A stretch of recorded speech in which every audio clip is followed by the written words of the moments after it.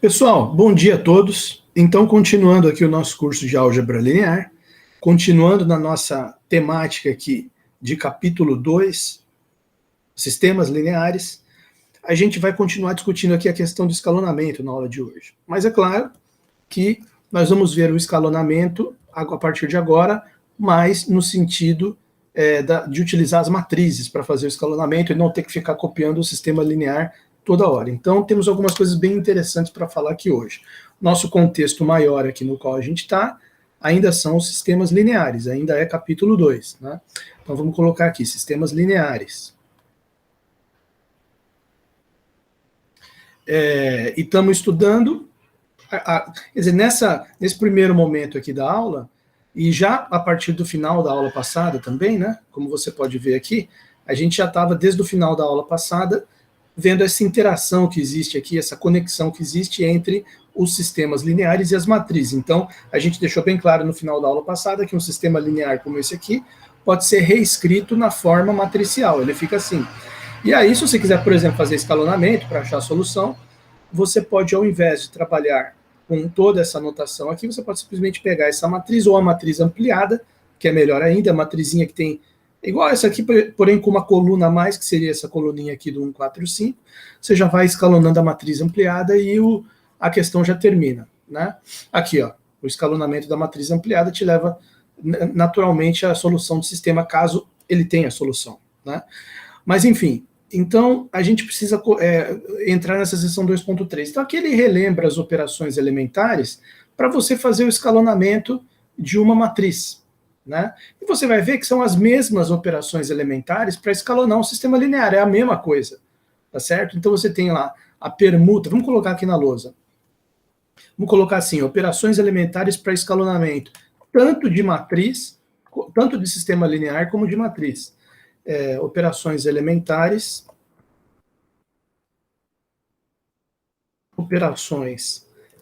elementares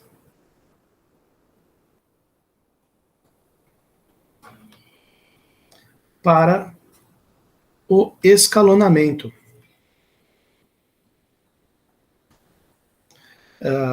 de matrizes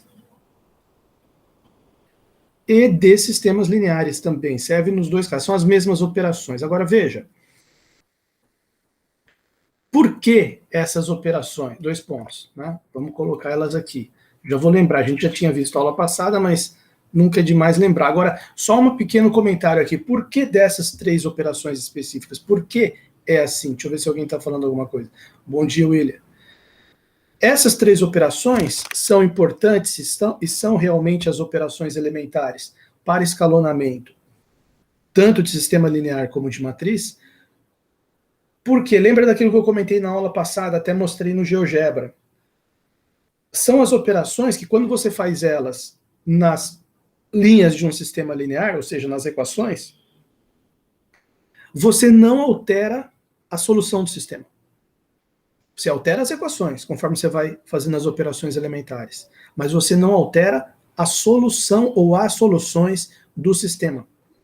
São as operações que preservam as soluções do sistema, apesar de ir mudando o sistema. Então vai simplificando ele, mantendo a mesma solução. Aí você descobre, no final, a solução do sistema inicial, lá do começo que você começou a escalonar. Porque durante aquelas operações nunca mudou essa solução, ela preservou. Então essa que é, digamos assim, a característica fundamental delas, dessas operações elementares.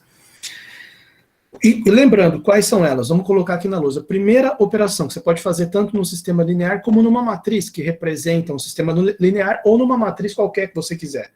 A primeira operação é a permutar 2 linhas. Né? Então, quer dizer, trocar 2 linhas de posição. 2 linhas da matriz, ou seria 2 equações do sistema linear. 2 linhas, tá? A segunda operação que eu tinha falado para vocês é multiplicar ou dividir,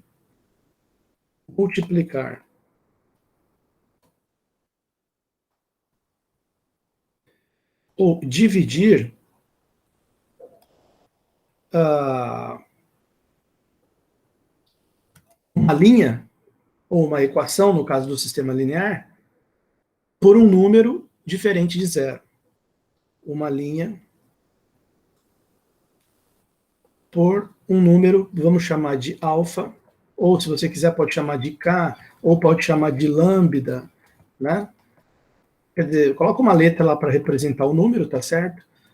Vamos colocar aqui a letra alfa, diferente de zero. Tá lá. E a terceira e última operação elementar, que muitas vezes é usada simultaneamente com a segunda, essa terceira operação elementar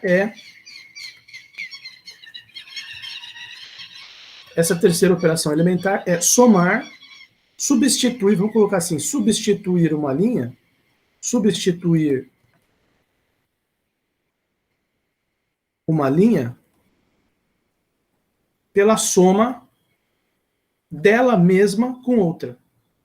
Substituir uma linha pela sua soma com outra linha, tá? Então não vai inventar moda, são essas três operações elementares, não tem nenhuma outra, tá? Com outra linha. Quando a gente fala, às vezes dá a impressão que tem uma quarta operação, mas não é que tem uma quarta operação, é que na verdade a gente usa muitas vezes essas duas aqui juntas. Você já multiplica de cabeça uma linha por um número e já soma ela com a outra e já substitui, né? Então aí não é que você está fazendo uma quarta operação diferente das três, você só está usando rápida e simultaneamente as operações 2 e 3, tá certo?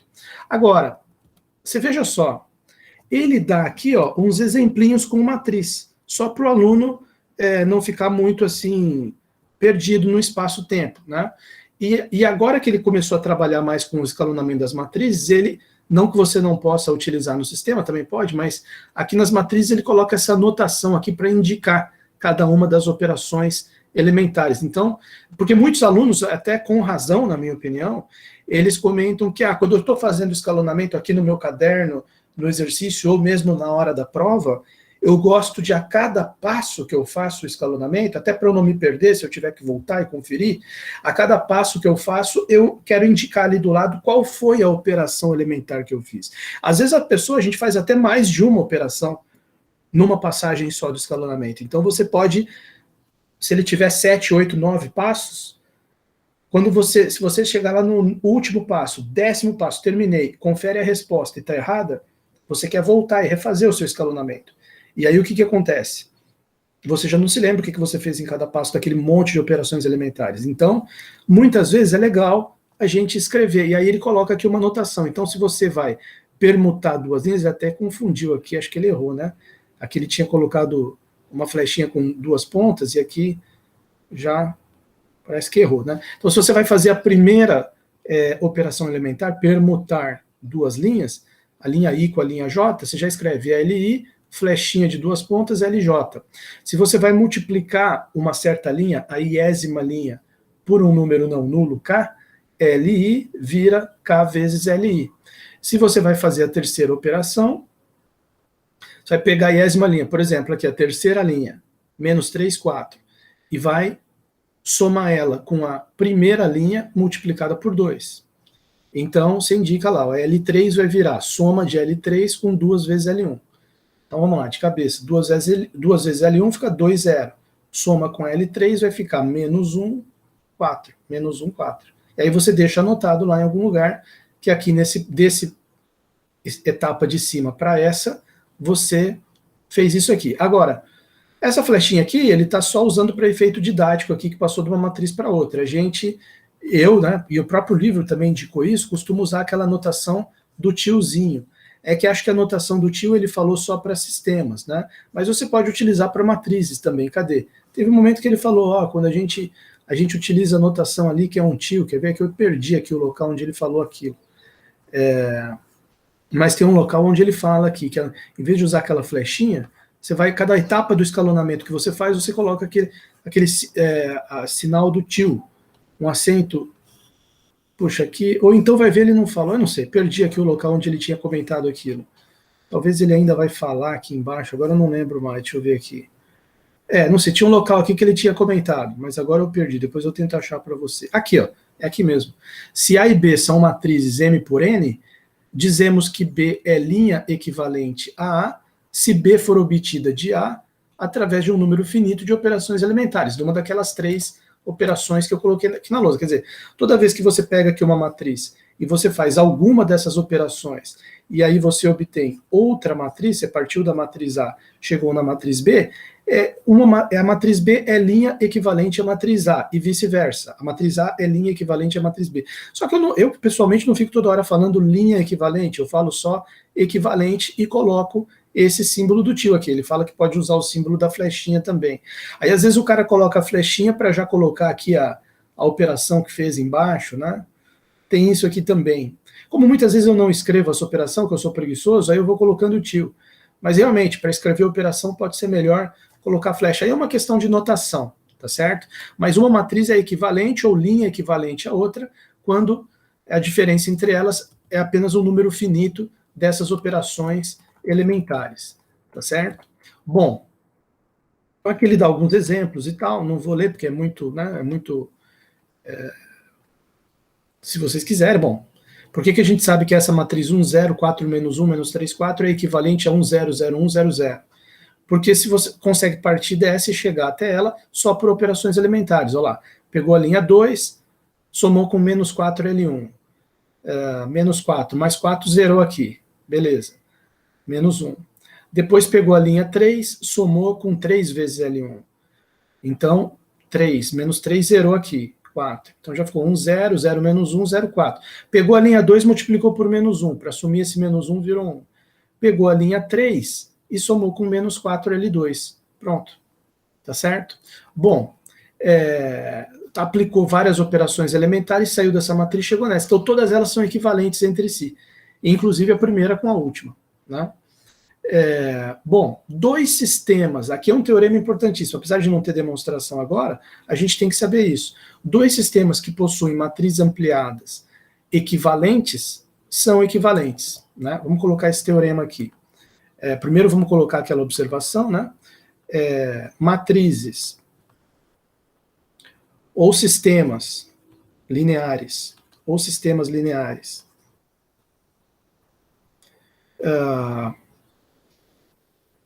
cuja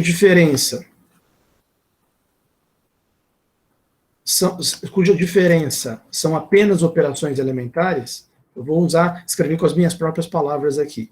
São apenas, quer dizer, o que difere uma matriz ou um sistema linear do outro é apenas a aplicação de operações, dessas 3 operações elementares.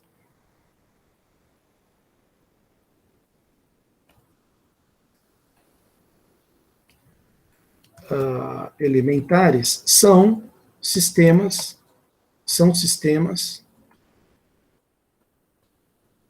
equivalentes, tá? Equivalentes. O que isso significa?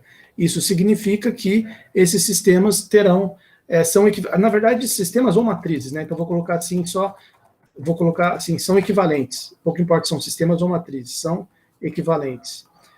Ou seja, tem a mesma solução. Tá? Se for matriz ampliada do sistema, que representa o sistema, quer dizer, aquelas matrizes ampliadas que você vai fazendo escalonamento, cada uma delas representa um sistema. Às vezes vão ser todos sistemas equivalentes. Todos eles têm a mesma solução, ou as mesmas soluções. Né? E aí ele vem com esse teorema aqui. Teorema.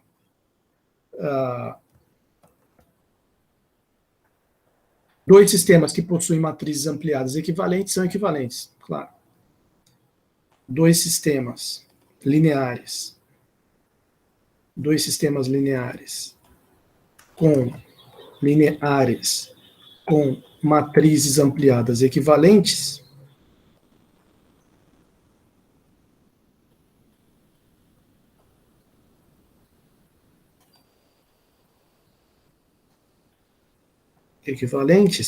são equivalentes.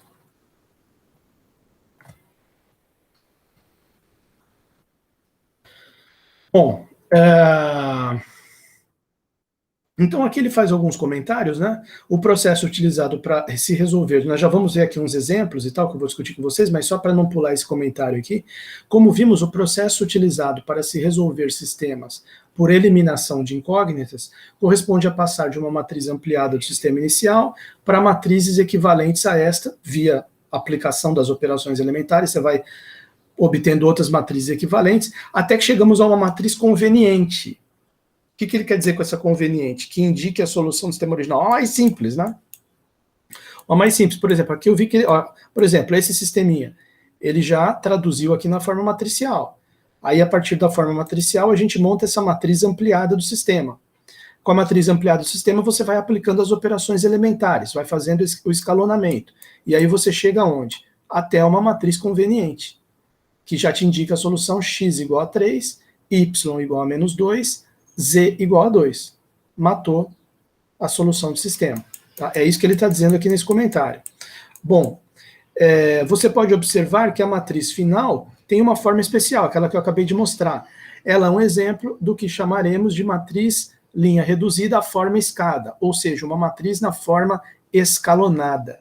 Tá? Essa matriz linha reduzida à forma escada, eu aqui, para simplificação durante as aulas desse nome, eu vou simplesmente chamar isso aqui de a matriz escalonada, que nós já vamos explicar aqui na luz o que significa. Vai ter quatro itens aqui, ou 4 axiomas, já que é uma definição.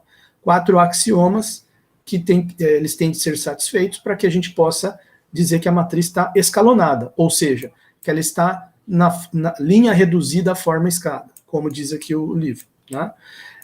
Para simplificar, eu chamo de escalonada. Outro método conhecido aqui, né, o método que apresentamos aqui consiste em obter, por linha redução, essas matrizes, por meio das quais chegamos à solução do sistema. Outro método conhecido como método de Gauss, esse aqui o pessoal estuda no curso de cálculo numérico, análise numérica, né, não sei qual é o nome. Um outro método conhecido como método de Gauss reduz, por linha equivalência, a matriz ampliada do sistema a uma matriz triangular.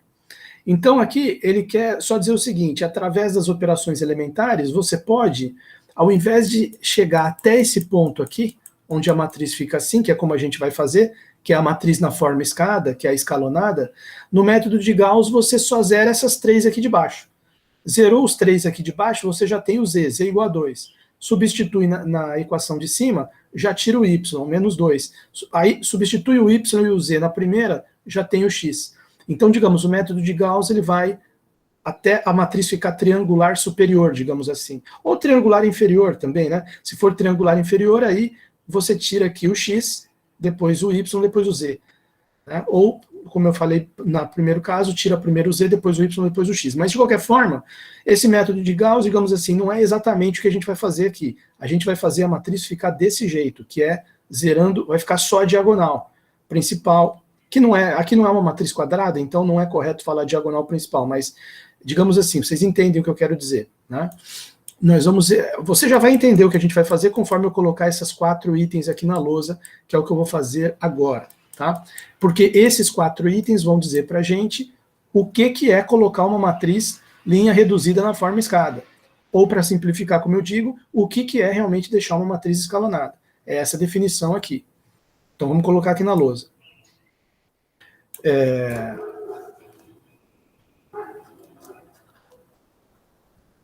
Forma escada, ou aí, como eu costumo chamar, escalonada.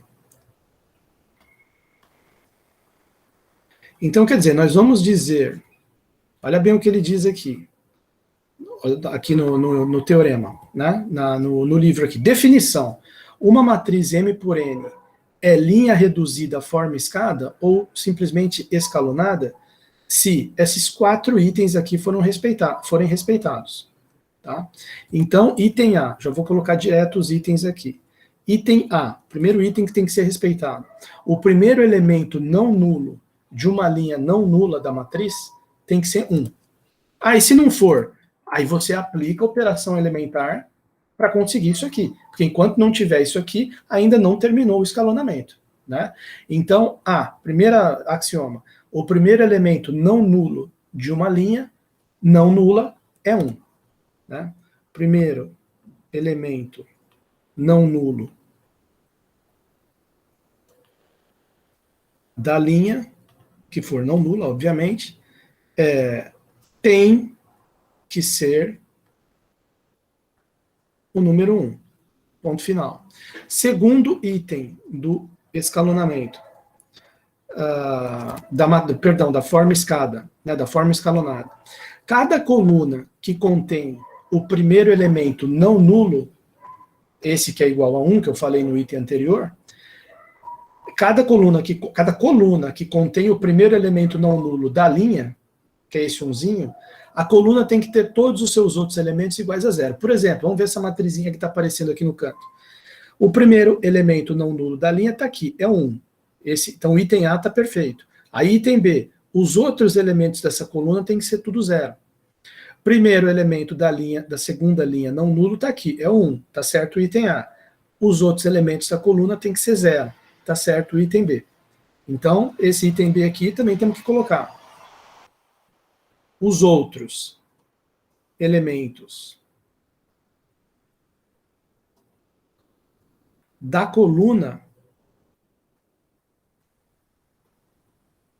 do primeiro elemento não nulo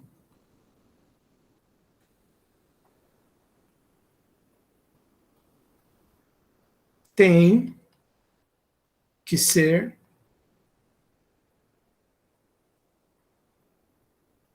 zero.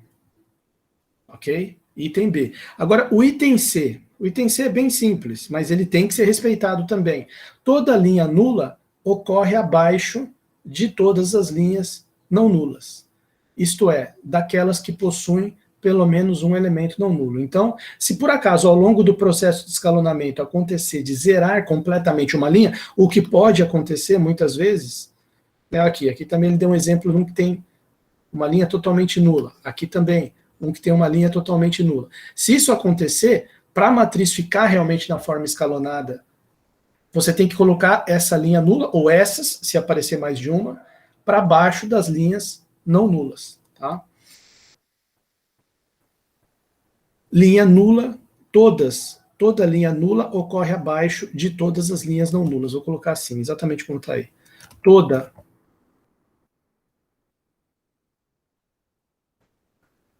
linha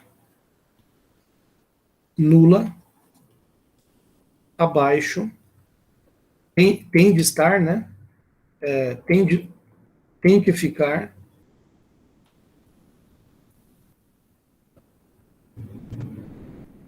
abaixo de todas as linhas não nulas. Ponto final. Agora, o quarto item, ele às vezes, para os alunos, ele é o mais difícil de entender e tal, mas eu vou explicar aqui para vocês, e ele é fundamental, porque ele é justamente, como ele mesmo fala aqui no livro, é esse último item, item D, que dá a forma de escada, a matriz na forma escada ou escalonada. É ele que vai dar essa forma de escada. Como que é esse quarto item? Se as linhas I igual a 1, I igual a 2 até I igual a R são as linhas não nulas, digamos, como as duas primeiras aqui no caso, I igual a 1 igual a 2, no caso dessa aqui, né?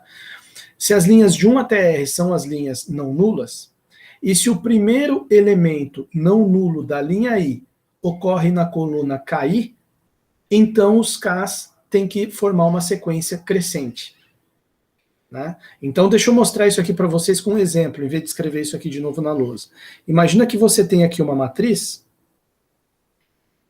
Deixa eu dar um exemplo aqui de uma matriz. Uma matriz assim, ó.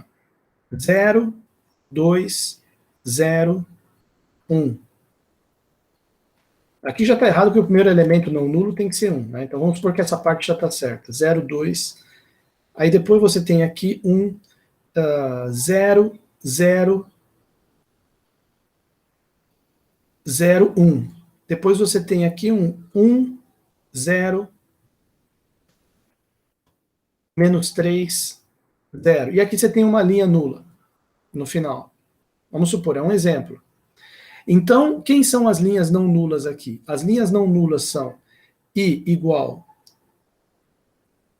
a 1, é uma linha nula, I não nula, I igual a 2 é uma linha não nula, I igual a 3 é uma linha não nula.